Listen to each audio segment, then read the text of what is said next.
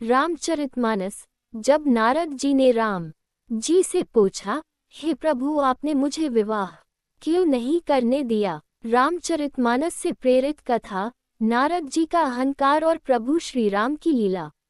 ये कथा श्री रामचरितमानस से जुड़ी हुई है, जो नारद मुनि और भगवान विष्णु प्रभु श्री राम के रूप के बीच के संवाद और लीला पर आधारित है। इस कथा में ये दिखाया गया है कि कैसे भगवान अपने भक्त के अहंकार को दूर कर उन्हें सच्चा ज्ञान देते हैं। कथा का आरंभ, नारद मुनि, जिन्हें देवताओं का ऋषि और सबसे बड़े भक्त माना जाता है, संसार में घूम घूम कर भगवान का नाम जपते और जीवों को भक्ति का मार्ग दिखाते थे। वे अपने हृदय में भगवान विष्णु की अखंड भक्ति रखते थे और कभी कभी अपने तप और ज्ञान पर गर्व भी करते थे। एक बार नारद जी ने कठिन तपस्या की और अपने तप से तीनों लोकों में यश फैलाया। सभी देवता उनकी भक्ति और तपस्या से प्रभावित हुए, परंतु नारद जी के हृदय में यह अहंकार जागृत हो गया कि अब मैं भगवान के प्रियतम भक्तों में सबसे आगे हूँ।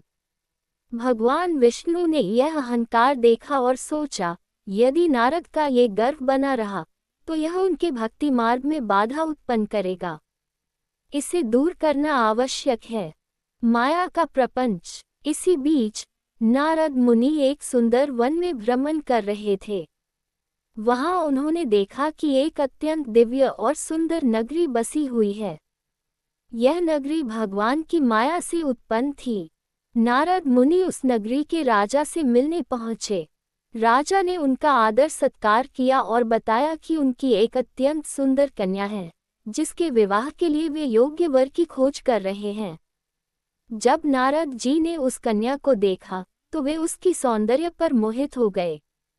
उन्होंने सोचा, यदि इस कन्या से मेरा विवाह हो जाए तो मेरा जीवन धन्य हो जाएगा। यह विचार आते ही नारद जी भगवान विष्णु के पास गए और उनसे प्रार्थना की, हे प्रभु, कृपया मुझे ऐसा रूप प्रदान करें कि वह कन्या मुझे ही वर के रूप में चुने। भगवान विष्णु ने मुस्कुराते हुए कहा, तथास्तु। लेकिन उन्होंने नारद जी को सुंदर रूप के बजाय बंदर का मुख दे दिया। नारद जी इस बात से अनजान थे और यह सोचकर उस स्वयंवर में पहुंचे कि अब कन्या उन्हें ही चुनेगी। स्वयंवर और अपमान। स्वयंवर के दिन सभी राजा महाराजा उस राजकुमारी का हाथ पाने के लिए उपस्थित हुए। नारद मुनि भी गर्व से वहां पहुंचे। जैसे ही राजकुमारी ने नारद जी को देखा, वह हंस पड़ी और उन्हें अनदेखा कर दिया। राजकुमारी ने भगवान विष्णु को वर के रूप में चुना, जो वहां एक सुंदर राजकुमार के रूप में उपस्थित थे। नारद मुनि ये देखकर क्रोधित और अपमानित हुए। उन्होंने जल में अपना प्रतिबिंब देखा और पाया कि उनका मुख बंदर जैसा हो गया है। ये देखकर वे क्रोध में भर गए। नारद जी का क्रोध। अपमान से आहत नारद जी भगवान विष्णु के पास पहुंचे और कहा, हे प्रभु, आपने मेरे साथ छल क्यों किया? मैं आपका प्रिय भक्त हूँ, फिर आपने मुझे इस तरह क्यों अपमानित किया? भगवान विष्णु मुस्कुराए और कहा, हे नारद, तुम्हारे मन में भक्ति के स्थान पर अहंकार आ गया था। तुमने मुझसे वरदान मांगा, लेकिन तुम्हारा उद्देश्य सांसारिक भोग प्राप्त करना था।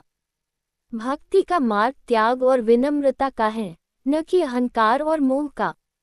ज्ञान की प्राप्ति। भगवान विष्णु ने आगे कहा, तुम्हारे इस अनुभव से तुम्हें ये शिक्षा मिली कि सच्चा भक्त वही है जो संसार के मोह और माया से परे होकर केवल मेरी भक्ति में लीन रहता है। विवाह और सांसारिक सुख भक्ति के मार्ग में बाधा बन सकते हैं। नारद जी को अपनी भूल का एहसास हुआ और उन्होंने भगवान से क्षमा मांगी।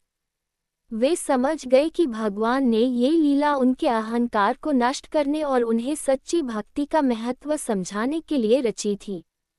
निष्कर्ष। ये कथा हमें सिखाती है कि भगवान अपने भक्तों की भक्ति में आने वाले सभी दोषों को दूर करने के लिए समय समय पर उन्हें शिक्षाप्रद अनुभव देते हैं। सच्ची भक्ति का अर्थ है अहंकार, मोह और सांसारिक इच्छाओं का त्याग कर भगवान की सेवा में लीन होना। नारद मुनि ने इस घटना के बाद कभी भी भगवान के प्रति अपनी भक्ति में अहंकार नहीं आने दिया और पूर्ण रूप से भगवान की शरण में चले गए।